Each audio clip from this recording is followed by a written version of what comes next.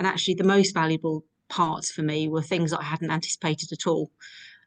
So what I mean by that is um, the Zoom sessions that Bryony talked about in terms of some of the brushing up of skills around governance and finance. And we had a really good session around, I think it was described as case studies, but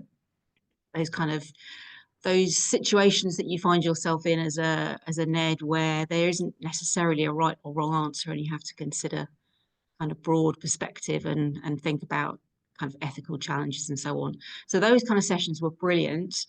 But actually the things I found particularly useful for me, given that I was just embarking on that portfolio career, were the parts around self-reflection and thinking about actually what did I want to do?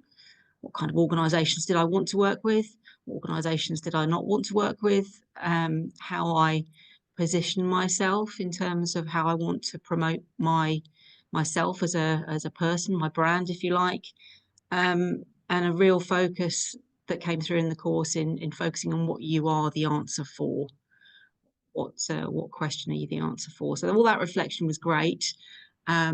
And I did a lot more of it than I was expecting. And that was really good. And the course gave me a focus and gave me a drive to do that. Whereas otherwise, I think I would have still been trying to find my way through that whilst doing other bits of advisory work. So that's all really good.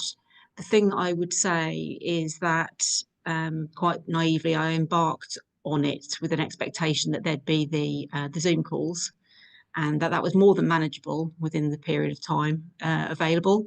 And actually, what I found is I had to make much more time to do that. So I think this is a kind of go into it with your eyes open piece of advice from me, in that it's the old cliche, isn't it? You get out what you put in. So the more that you make the time to do that work and do that reflection, the more value you're going to get from the course.